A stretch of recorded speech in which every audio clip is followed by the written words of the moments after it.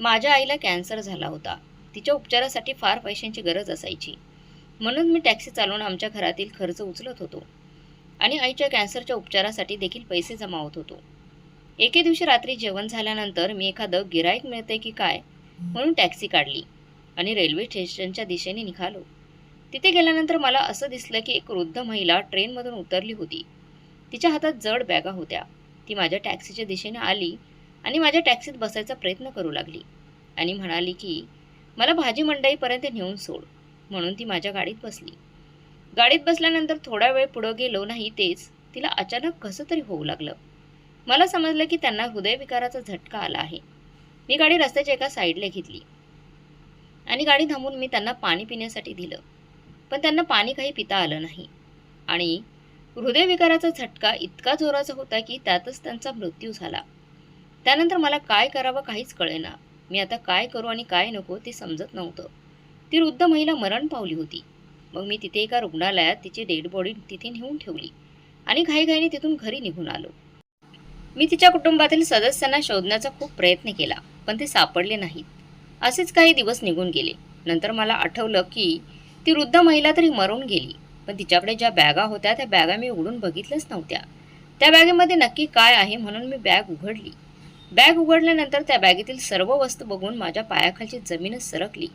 कारण त्या बॅगेत तर मित्रांनो खूपच इंटरेस्टिंग स्टोरी आहे, शेवटपर्यंत नक्की पहा. रात्रीचे 2 वाजले होते. मी झोपत होतो आणि थंडी इतकी होती की माझ्या शरीरावर सुया टोचत असल्यासारखं वाटत होतं. पण मी घरी जाऊ शकलो नाही. मी हताशपणे टॅक्सी स्टँडकडे आजूबाजूला पाहिले, पण मला एकही प्रवासी येताना दिसला नाही. सकाळी आईला हॉस्पिटलमध्ये घेऊन जावे लागले. औषधांवर खूप खर्च झाला होता, ज्यासाठी पैसे लागत होते. मी स्वतःला आठवण करून दिली आणि पुन्हा एकदा खिशातून काही 100 रुपयांच्या नोटा काढल्या. याशिवाय माझ्याकडे पैसे नव्हते. आईला कॅन्सर झालेला होता आणि त्याची औषध इतकी महाग होती की माझा संपूर्ण महिन्याचा पगार क्षणार्धात खर्च व्हायचा. रात्री स्टेशनवर मला टॅक्सी चालवावी लागत होती. इथून कमवलेल्या पैशातून मी कसा तरी माझ्या आईवर उपचार करत होतो. पण मला काहीच आशा नव्हती. आईची प्रकृती दिवसेंदिवस बिघडत चालली होती. आईच्या वेदनांचा विचार करून माझ्या डोळ्यात अश्रू येऊ लागले. ती बिचारी बाई भुकेली आणि तहानलेली माझी वाट पाहत असायची आणि नंतर ती झोपी जायची. तिला जेवण बनवण्याची सुद्धा ताकद नव्हती. टॅक्सी घेऊन निघण्यापूर्वी मी काहीतरी जेवण बनवून ठेवायचो, पण घरी गेल्यावर टेबलावरचे जेवण थंड व्हायचं. आई उपाशी झोपायला जायची आणि ती तिच्या विचारांमध्ये हारून जायची. जेव्हा मला दूरच्या ट्रेनचा हॉर्नचा आवाज ऐकू आला तेव्हा मी सावध झालो आणि उभा राहिलो.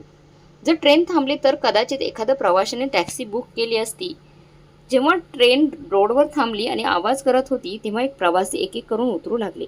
खूप लोक होते. माझी नजर एका वृद्ध महिलेवर पडली. तिच्या 2 जड बॅगा मोठ्या कष्टाने ट्रेनमधून खाली ओढत होती. पण मला खूप आश्चर्य वाटले. त्या म्हातारीला पाहून असं वाटलं की ती कुठल्या तरी घरात काम करत असावी. तिचे कपडे खूप जुने आणि फाटलेले होते. तिचे केस पांढरे आणि विस्कटलेले देखील होते. तिच्या चेहऱ्यावर ठिपक्यांचे जाडे चष्मा होता. तिची पिशवी फाटलेली होती आणि जुनी होती आणि चिखल्याने माखलेली होती. रात्री या म्हाताऱ्या बाईला कोण घेऊन जाणार? आणि मी पटकन तिच्याकडे पाठ करून उभा राहिलो. मी नेहमीच अशा म्हाताऱ्या प्रवाशांना टाळायचो. थोडा वेळ झाला होता की मला काही विचित्र आवाज ऐकू येऊ लागला. मी मागे वळून पाहिलं तर काही ड्रग्ज व्यसनी त्या वृद्ध महिलेभोवती उभे होते. म्हातारी, तू या पिशव्यांमध्ये काय लपवलं आहेस? आम्हालाही दाखव. त्याचा आम्हालाही काही फायदा होईल. एका ड्रग्सनी व्यक्तीने वृद्ध महिलेची बॅग डोलत असताना पकडण्याचा प्रयत्न केला, पण ती घाबरून मागे सरकली. तिने बॅग उचलली आणि छातीशी मिठी मारली त्या बॅगेची आणि दुसरी बॅग स्वतःकडे ओढली. मला सोडा, माझ्या मार्गातून निघून जा. मला आधीच खूप उशीर झाला आहे. म्हातारीचा घाबरलेला आवाज ऐकू आला, पण स्टेशनवर उभे असलेले मद्यपी कदाचित म्हातारीला त्रास देऊ इच्छित नव्हते. तिचे केस कसेही असोत, या वयातही या म्हातारी बाईबद्दल केस आहेत या दारोड्याने पुढे जाऊन त्या वृद्ध महिलेचे केस ओढले. मग दुसरा दारोडा जोरात हसायला लागला. अरे, स्त्रीचं वय पाहता येत नाही का? ती तरुण आहे का म्हातारी? शेवटी ती एक स्त्री आहे. जेव्हा ड्रग्स व्यक्तीने त्या दुसऱ्याने डोळे मिचकवले तेव्हा ती म्हातारी खूप घाबरली आणि पटकन त्यांच्यापासून दूर जाऊ लागली. पण ते तिला कधी उजवीकडे कधी डावीकडे ओढत होते आणि कधी तिची बॅग ओढण्याचा प्रयत्न करत होते. ते त्या वृद्ध महिलेला तिचा जीव वाचवण्यासाठी काही पैसे देण्यास भाग पाडण्याचा प्रयत्न करत होते. ती वृद्ध महिला पूर्णपणे घाबरली होती. मला खूप राग आला. ती त्यांच्या आईच्याच वयाची होती. मी जमिनीवर पडलेले 2-3 मोठे दगड उचलले आणि दारोड्यांवर फेकले. तिथून पळून जा. या महिलेला त्रास देण्याचा प्रयत्न करू नका. तुम्हाला लाज वाटत नाही का? बलवान माणूस त्यांच्याकडे धावत येत असल्याचे पाहून मध्ये घाबरले. भाग घेणारे घाबरले आणि लगेच गायब झाले. ती म्हातारी बाई तिची बॅग छातीशी धरून अश्रूंनी भरलेल्या डोळ्यांनी माझ्याकडे पाहत होती. धन्यवाद बेटा. जर तू आला नसतास तर या नीच लोकांनी काय केले असते कुणास ठाऊक. मी एक दीर्घ श्वास घेतला. आई, तुला कुठे जायचे आहे? मी तिला विचारलं. तिने लगेच शहरातील एक प्रसिद्ध शॉपिंग मॉलचे नाव घेतले. मला तिथं जायचं आहे. मला लवकर तिथे घेऊन जा. तेव्हा त्या म्हातारे बाईंनी हे सांगितले तेव्हा मला खूप आश्चर्य वाटले. मी तिच्याकडे डोक्यापासून पायापर्यंत काळजीपूर्वक पाहिले. ती अजिबात श्रीमंत दिसत नव्हती. तिच्या पायात 2 पट्ट्या बांधलेले चप्पल होते. त्यांचे तडवे जीर्ण झाले होते. तिचे कपडे जुने होते आणि तिची अवस्थाही वाईट होती. मला वाटलं की शॉपिंग मॉलच्या मागे एखादी झोपडपट्टी होती. कदाचित या महिलेचा तिथूनच काही संबंध असेल. इच्छा नसताना मी मान हलवली आणि तिच्या दोन्ही बॅगा उचलल्या आणि गाडीच्या मागच्या बाजूला ठेवल्या. पिशव्या खूप जड होत्या. त्यांना उचलताना मला घाम येऊ लागला. ती म्हातारी बाई शांतपणे गाडीच्या मागच्या सीटवर बसली. मी गाडी सुरू केली. काही अंतर गेल्यावर मला त्या म्हातारीचा रडण्याचा आवाज ऐकू येऊ लागला. मी प्रवाशांच्या खाजगी बाबींमध्ये फारसा हस्तक्षेप करत नाही म्हणून मी शांतपणे गाडी चालवत राहिलो. मी त्या शॉपिंग मॉलसमोर गाडी थांबवली. आई, तुला कुठे उतरायचं आहे? रात्रीच्या वेळी तू खरेदीला जाऊ शकत नाहीस. मी तिला विचारले, पण मागून काहीच उत्तर आले नाही. मला चिडचिड झाली. झोपुळे माझे स्वतःचे डोळे अंधुक होत होते. मी माझ्या बाजूचा दरवाजा उघडला आणि परत आलो. आई, मी तुला गाडीत झोपायला बसवले नाही. तू खाली उतर. शॉपिंग मॉल आला आहे, मी रागाने म्हटलं. आणि जेव्हा मी तिला हलवले तेव्हा ती म्हातारी एका बाजूला पडली. मला धक्काच बसला, कारण ती म्हातारी बाई श्वास घेत नव्हती. मी पुढे जाऊन तिच्या हृदयाचे ठोके तपासले आणि माझ्या पायाखालची जमीनच सरकली. ती म्हातारी बाई हृदयविकाराच्या हार्ट अटॅकने मेली होती. मी घाबरून डावीकडे उजवीकडे पाहिले. रात्रीच्या शांततेत आजूबाजूला कोणीच नव्हते. शॉपिंग मॉलचे दिवे चमकत होते, पण यावेळी ते देखील रिकामे झाले होते. ही समस्या काय आहे मला माहीत नाही. ही म्हातारी कोण आहे? मी तिला ओळखत नव्हतो. मी घाबरून तिला तपासले. तिच्याकडे ना पैसे होते ना ओळखपत्र. मला कुठूनही कळाले नाही की ही वृद्ध महिला कोण आहे आणि मी तिचा मृतदेह कोणाला सोपवावा. त्या 2 मोठ्या जड बॅगांना कुलूप होते. मी इच्छा असूनही कुलूप उघडू शकत नव्हतो. कंटाळून मी गाडी सरकारी रुग्णालयाकडे वळवली. मला माहीत होते की सरकारी रुग्णालयातील लोक तिच्या पार्थिवावर शांतपणे अंत्यसंस्कार करतील.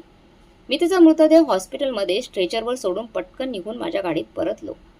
सकाळ झाली होती आणि कामावर जाण्याची वेळही झाली होती. मला चिडचिड झाली. पेट्रोल वाया गेले होते आणि त्या म्हातारीने मला पैसेही दिले नव्हते. ती कोण होती हे मला माहीत नव्हतं. हे सगळं विचार करत करत मी माझ्या घरी परतलो. माझ्या आई वेदनेने रडत होती. आई, काळजी करू नकोस. मी आज रात्री लवकर येईन आणि तुला हॉस्पिटलमध्ये घेऊन जाईन, मी म्हणालो. पण तिने फक्त मान हलवली. मी टॅक्सी पार्क केली आणि मागे वळालो होतो तेव्हा माझी नजर त्या 2 बॅगांवर पडली. पण त्या क्षणी माझ्याकडे वेळ नव्हता. मी त्या दोन्ही बॅगा उचलल्या आणि माझ्या खोलीत नेल्या आणि तिथे ठेवल्या. अचानक मला माझ्या खोलीत एक विचित्र वास जाणवला. पण माझ्याकडे जास्त वेळ नव्हता. मी पटकन तयार झालो आणि कामावर निघून गेलो. कामावर एक नवीन समस्या माझी वाटच पाहत होती. माझा जुना बॉस घरी आजारी पडला होता आणि त्याचा तरुण मुलगा त्याच्या सेटवर बसला होता. त्याने डोळे मिचकवून माझ्याकडे पाहिले. ही ऑफिसला येण्याची वेळ आहे का? मला माहीत नाही की वडिलांनी कोणत्या प्रकारचे लोक ठेवले आहेत. जर मला तुझे काम आवडत नसेल तर मी तुला लवकरच कामावर काढून टाकेन. त्याने डोळे मिचकावून धमकी दिली. त्याने माझा कामाचा ताणही वाढवला. सकाळपासून संध्याकाळपर्यंतचे काम करत असताना झोपेमुळे माझे डोळे सुजले होते. पहाटे 4 वाजता माझ्या मोबाईलवर माझ्या आईचा फोन येऊ लागला. मी घाबरलो आणि फोन कानाला लावला. आम्ही घरी ये, माझी तब्येत खूप खराब झाली आहे. जेव्हा माझी आई म्हणाली की मला हॉस्पिटलमध्ये घेऊन जा तेव्हा मी खूप घाबरलो. रजेसाठी अजून थोडा वेळ शिल्लक होता. मी बॉसकडून रजा मागितली, पण त्याने घाणेरड्या नजरेने पाहिले. रजेचे पैसे मिळत नाहीत, त्याला कामाचे पैसे मिळतात. तुमच्यासारख्या लोकांना सवय असते. तुम्ही जितके तास रजा घेता तितके मी पैसे कापून घेईन. जेव्हा त्याने हे सांगितलं तेव्हा मी माझे अश्रू गिळून बसलो. माझ्या आईला खूप वेदना होत होत्या. मी तिला तातडीने हॉस्पिटलमध्ये नेले. तिची प्रकृती बिकट झाली होती. आता तिचं ऑपरेशन आवश्यक आहे. जर ऑपरेशन केले नाही तर तिला आपला जीवही गमावा लागू शकतो. आता औषधांचा काही परिणाम होणार नाही. डॉक्टरांनी मला स्पष्टपणे सांगितले. मला धक्काच बसला. जेव्हा डॉक्टरांनी मला ऑपरेशनच्या खर्चाबद्दल सांगितले तेव्हा मी खूपच अस्वस्थ झालो. माझ्या अंगावर काटा उभा राहिला. मी पुढील काही वर्षातही लाखो रुपये वाचवू शकलो नसतो आणि डॉक्टरांनी मला फक्त 10 दिवसांचा वेळ दिला होता. मी आईसोबत घरी परतलो. आज मला थकल्यासारखं वाटून मी माझ्या खोलीत पडलो आणि विचार करू लागलो. अचानक मला जाणवले की काल जो वास येत होता तोच वास आज पुन्हा येत आहे आणि आज तो वास खूपच तीव्र होता. मी उठलो आणि डावी उजवीकडे पाहिले. खोलीत असं काहीही नव्हतं. जिथून वास येत होता मी एका बाजूला वळालो आणि झोपलो. पण वास इतका विचित्र होता की एखाद्या प्राण्याचं मृत शरीर कुजल्यासारखं वाटत होतं. आईच्या उपचारासाठी पैसे कुठून गोळा करायचे याचा विचार करत मी काही वेळ फिरत राहिलो, पण मला कोणताही मार्ग सापडला नाही. मी उठलो आणि टॅक्सी स्टँडवर गेलो. मला काही पैसे मिळतील असा विचार करून मी पुन्हा एकदा टॅक्सी काढली आणि स्टेशनकडे जाऊ लागलो. रात्र गडद होती आणि थंडी वाढत होती. टॅक्सी स्टँडवर गर्दी होती. ट्रेन आली होती आणि स्टेशनवर थांबली होती. बरेच प्रवासी उतरत होते, पण त्यापैकी कोणीही माझे टॅक्सी बसले नव्हते. हळूहळू रात्र सरू लागली. स्टेशनवर शांतता पसरली. रात्रीचे 2 वाजले होते तेव्हा माझी नजर 2 पोलिसांवर पडली. ते इकडे तिकडे पाहत पुढे जात होते. त्यांनी स्टेशन मास्तरांशी काही वेळ चर्चा केली. जणू काहीतरी तपास करत आहेत असे वाटत होते. ते बराच वेळ इकडे तिकडे फिरत राहिले. ते ड्रग व्यसनींनाही पकडून त्यांची चौकशी करत होते. एकदा तर मला असं वाटलं की जणू काही ड्रगच्या व्यसनींनी माझ्याकडे बोट दाखवून मला काहीतरी सांगितलं. जेव्हा पोलिसांनी माझ्याकडे पाहिलं तेव्हा मी खूप घाबरलो. मला नेहमीच पोलिसांची भीती वाटत असे. मला आठवते की काल रात्री माझ्या गाडीत एक म्हातारी बाई वारली होती. मी मनातल्या मनात देवाला प्रार्थना करू लागलो की देवा मला काही अडचणी येऊ शकतात का, आणि पटकन गाडीत येऊन बसून मी गाडी सुरू केली. पण पोलीस माझ्याकडे आले नाहीत. हे बरं झालं. त्यांना एक फोन आला होता. फोन ऐकताच ते त्यांच्या गाडीकडे निघून गेले. म्हणून मी माझ्या गाडीतून उतरलो आणि स्टेशन मास्तरकडे चालत गेलो. हे पोलीस काय म्हणत होते? मध्यरात्री हे पोलीस स्टेशनवर काय करायला आले होते? मी स्टेशन मास्तरला सरसकट विचारलं आणि त्याने भुसभुशीतपणे सांगितले की काल रात्री स्टेशनवर एक म्हातारी बाई गायब झाली आहे. हे पोलीस तिलाच शोधत आहेत. ती कोण होती ते मला माहीत नाही, पण त्यांच्या बोलण्यावर असं वाटत होते की ती त्या वृद्ध महिलेला गायब करणाऱ्या व्यक्तीला मारतील. स्टेशन मास्तरने सांगताच माझ्या पायाखालची जमीन सरकली. आयुष्यात आधीच खूप समस्या होत्या आणि त्यात त्या वृद्ध महिलेच्या मृतदेहाचा प्रश्न माझ्यासाठी डोकेदुखी बनला होता. तिचा मृतदेह कुठे गेला हे मला कळले नाही. रुग्णालयातील लोकांनी स्वतःच तिच्यावर अंत्यसंस्कार केले असावेत. मी माझ्या गाडीत बसलो. हे मी कुणालाही कळू दिले नाही. माझ्याकडे पोलिसांना लाच देण्यासाठी पैसे नव्हते. मी घाबरलो आणि टॅक्सीत जाऊन बसलो आणि घरी परत आलो. कालपेक्षा आज माझ्या खोलीत खूप जास्त वास येत होता, पण मला खोलीत असे काहीही दिसले नाही. कदाचित कोपऱ्यात कुठेतरी उंदीर मेला असेल. मी स्वतःला सांत्वन देत दिले आणि झोपलो आणि झोपण्याचा प्रयत्न केला. कामावर पोहोचताच मी माझ्या बॉसची पैसे उधार घेण्याबद्दल बोललो. माझ्याकडे दुसरा कोणताही पर्याय नव्हता. इतक्या पैशांबद्दल ऐकून माझ्याकडे अशा प्रकारे पाहू लागला जणू मी दुसऱ्या ग्रहावरूनच आलो आहे. तुमच्यासारखे लोक काम करू शकत नाही आणि तुम्हाला पैसे आधीच हवे आहेत. तुझा चेहरा पाहताच मला समजले की तू एक निरुपयोगी आणि आळशी माणूस आहेस, जो ॲडव्हान्स पैसे घेतल्यानंतर गायब होशील. तुम्हाला एक पैसाही मिळणार नाही. खरं तर तुमचं काम पाहूनच मी तुम्हाला या महिन्याचा पगार देईन. जेव्हा मालकाने मला कठोरपणे उत्तर दिलं तेव्हा माझे डोळे अश्रूंनी भरून आले. आईची बिघडणारी प्रकृती आणि रिकामी खिसे यामुळे मला जाणीव होत होती की ह्या जगात माझे अस्तित्व एखाद्या ओझ्यापेक्षा काही कमी नाही. मी परत गेलो आणि माझे काम सुरू केले. मी संध्याकाळी कामावरून निघालो तोपर्यंत मी माझ्या सहकाऱ्यांकडे पैसे मागितले होते, पण कोणाकडेही इतके पैसे नव्हते. सरकारी रुग्णालयात उपचारांसाठी लांबच लांब रांगा होत्या. तिला तिथे घेऊन जाणं शक्य नव्हतं. माझ्या आईचा उपचारापूर्वीच मृत्यू झाला असता. त्या रात्री मी बराच वेळ टॅक्सी स्टँडमध्ये फिरत राहिलो. स्टेशनकडे जावंसं वाटत नव्हतं. उद्या मला दिसणाऱ्या पोलिसांची भीती अजूनच वाटत होती. पण काहीतरी करायलाच हवं. मला दरमहा टॅक्सीचं भाडं द्यावं लागत असे. अनिच्छेने मी माझी टॅक्सी स्टेशनकडे वळवली. अचानक रस्ता ओलांडत असताना उजव्या बाजूने कोणीतरी माझ्या गाडीला धडक मारली. मी घाबरलो आणि ब्रेक दाबले. आता माझ्यावर काही नवीन संकट आले का? मी घाबरून विचार केला आणि गाडीचा दरवाजा उघडला आणि खाली उतरलो. गाडीने धडक दिल्यानंतर जी मुलगी पडली ती एक सुंदर मुलगी होती. तिने महागडे कपडे, महागडे बूट घातले होते आणि महागडी बॅग पण घेतली होती. मला अंदाज आला की ती एका चांगल्या आणि श्रीमंत कुटुंबातील होती. सुदैवाने तिला गंभीर दुखापत झाली नाही. ती स्वतःवर नियंत्रण ठेवून उठत होती. माफ करा मॅडम, मी तुम्हाला पाहिलं नाही आणि माझ्या गाडीने तुम्हाला चुकून धडक दिली. मी लाजून हे बोललो आणि त्यांनी हळूच मान हलवली. ती काही मलाही टेन्शन होते म्हणून मी तुमच्या गाडीच्या समोर आली, ती असं म्हणाली. आणि ती इतकी सुंदर होती की मला तिला विचारायचं होतं की तिला काय टेन्शन आहे. कदाचित मी तिची समस्या सोडवू शकेन. पण ती पटकन रस्ता ओलांडून दुसऱ्या बाजूला गेली. मीही गाडीत परत बसलो आणि स्टेशनकडे निघालो. आज पोलीस आले नाहीत, पण मला माहीत नाही का वारंवार असे वाटत होते की इथे उभा असलेला प्रत्येक माणूस माझ्याकडे पाहत आहे. मला काही प्रवासी मिळाले, पण त्यांनी मला चांगले पैसे दिले नाही. स्टेशन मास्तर दूरवरून उभा होता, बराच वेळ माझ्याकडे पाहत होता. मग शेवटी तो माझ्याकडे आला. काय झालं अमित? असं वाटते तू काहीतरी लपवत आहेस. तुम्ही आजकाल खूप गोंधळलेले आहात, त्याने विचारताच माझ्या पायाखालची जमीनच सरकली. मला आशा आहे की त्यांना कळले नसेल की मी त्या वृद्ध महिलेला गाडीत बसवले होते. पोलिसांना कोणताही धर्म नव्हता. कदाचित ते मला वृद्ध महिलेच्या हत्येच्या आरोपाखाली अटक करतील आणि तुरुंगात टाकतील. मग माझं काय होईल? काही नाही, मला फक्त माझ्या आईच्या उपचाराची काळजी वाटते. मी घाबरलो आणि विषय टाळला आणि पटकन गाडीत बसलो आणि घरी परतलो.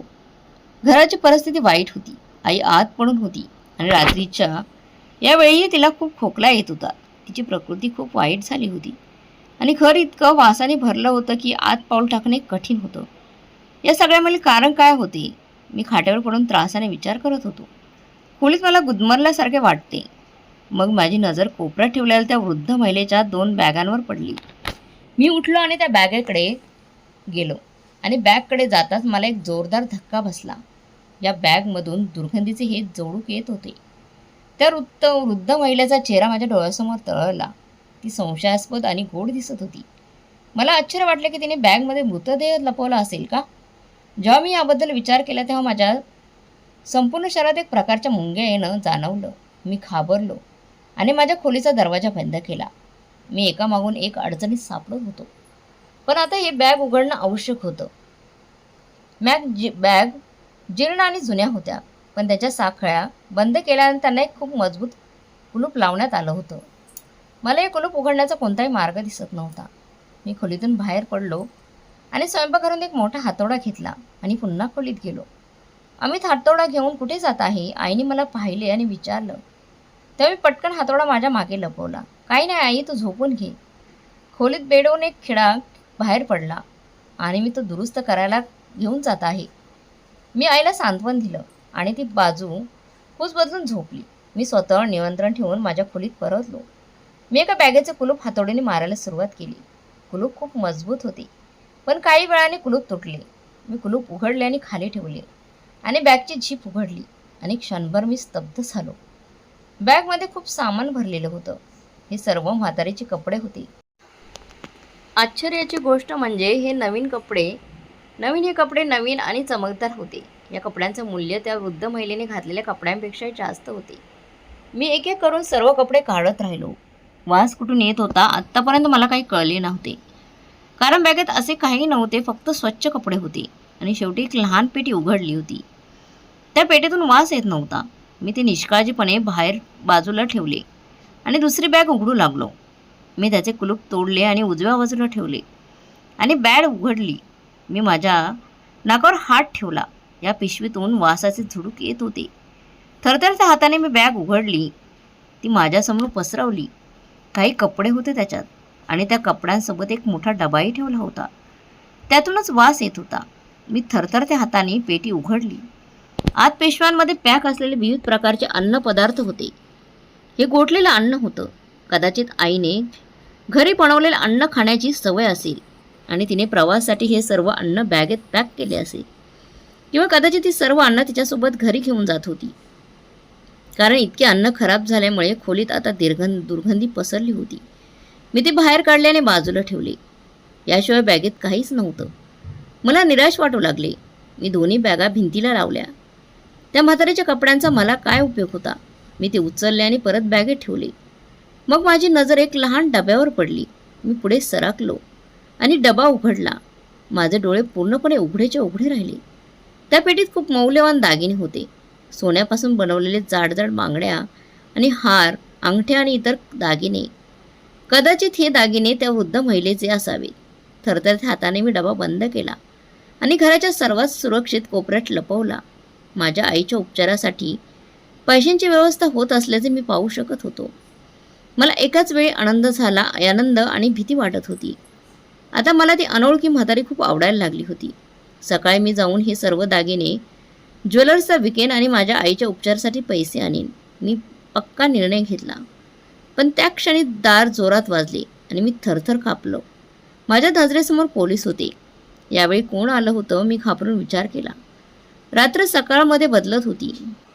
आई तिच्या खोलीत पडून ओरडत होती. मी माझ्या खोलीचा दरवाजा उघडला आणि बाहेर आलो. घराच्या ताराबाहेरून अस्पष्ट आवाज येत होते. बाहेर लोक खूप जमा झाल्यासारखे वाटत होते. माझे पाय थरथर कापायला लागले. जर ते पोलीस असते तर त्यांनी मला अटक केली असती. जर मी काय उत्तर दिले असते. पुन्हा एकदा जोरात दार त्यांनी वाजवले. यावेळी मला जाऊन दार उघडावं लागलं. कोण आहे? मी माझं थरथरणे हात दारावर ठेवले. दार उघड. हे अमितचं घर आहे का? जो स्टेशनवरून टॅक्सी चालवतो. बाहेरून एक कर्कश आवाज आला आणि पुन्हा एकदा थरथर कापलो. इच्छा नसताने मला दरवाजा उघडावा लागला आणि मी दार उघडताच माझ्या पायाखालची जमीन सरकली. तिथे 3 पोलीस उभे होते आणि माझ्याकडे भयभीत नळाने पाहत होते. त्यांच्यासोबत एक महिला आणि एक पुरुष होते. मी अमित आहे. मी स्टेशनवर टॅक्सी चालवतो. मी कमकुवत आवाजात म्हणालो आणि पोलीस माझ्या घरात धावत आले. काही दिवसांपूर्वी तुम्ही रात्री टॅक्सी स्टेशनवरून एक वृद्ध महिलेला उचलले होते. आता त्या वृद्ध महिलेचा ठाव ठिकाणा माहीत नाही. ती हृदयरोगी होती.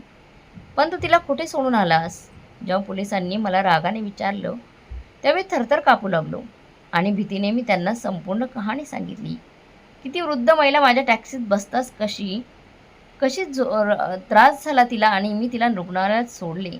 कशी तिचं हृदयविकाराच्या झटक्याने मृत्यू झाला. पोलिसांसोबत आलेल्या माणसाला पाहून मी थक्क झालो. अचानक त्याने खिशातून मोबाईल काढला आणि थोडे दूर गेला. मला माहीत होते की आता माझ्यासोबत काही चांगलं होणार नाही.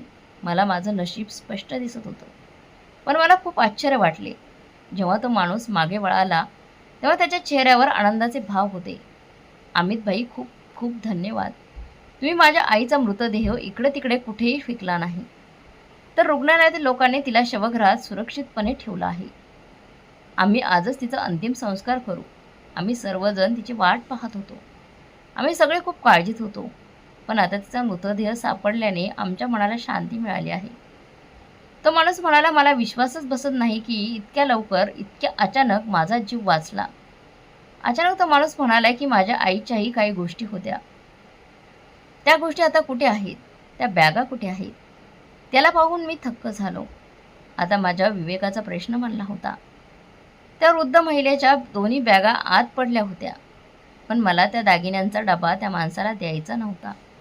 कारण मला पैशांची गरज होती. एकीकडे माझ्या आईचे उपचार होते आणि दुसरीकडे समोर हे लोक उभे होते. त्या बॅगेतील तो डबा त्यांना पाहिजे होता. जर मी तो डबा दिला नसता तर कदाचित पोलिसांनी मला पकडलं असतं. कारण त्यांना माहीत होते की त्या डब्यात त्यांच्या आईचे दागिने आहेत. असावेपणे मी परत आत गेलो आणि तो डबा आणि त्या बॅगा बाहेर काढल्या. त्या लोकांना मी त्या बॅगा आणि तो डबा दिला. बॅगमध्ये ठेवलेले कपडे पाहून ती महिला भावनिक झाली. मी तिचा चेहरा पाहिला तर मला धक्का बसला. ती तीच मुलगी होती जिने माझ्या टॅक्सीला धडक दिली होती. धन्यवाद. तुम्ही आमच्या आईचं सामान आम्हाला परत केलं आहे, ती महिला म्हणाली आणि पटकन कपडे सगळे बॅगेत ठेवले आणि उभी राहिली. सर्वांनी माझे आभार मानले आणि घराबाहेर पडले. मी पुन्हा एकदा रिकाम्या हाताने गेलो होतो. मला मनापासून रडावंसं वाटत होतं. आत माझी आई मृत्यूला तोंड देत होती आणि आता मी तिच्यावर उपचार करू शकत नव्हतो.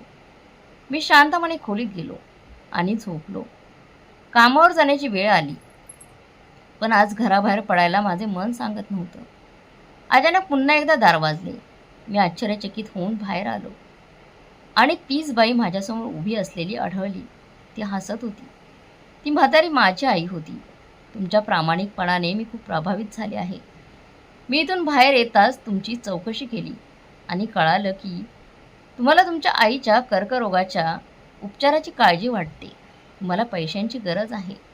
ऑपरेशनसाठी पैसे हवे आहेत. तरीसुद्धा तू आईच्या बॅगेतील दागिने चोरले नाही. म्हणून मी ठरवले आहे की तुझ्या आईचे सर्व उपचार मी स्वतः करेन.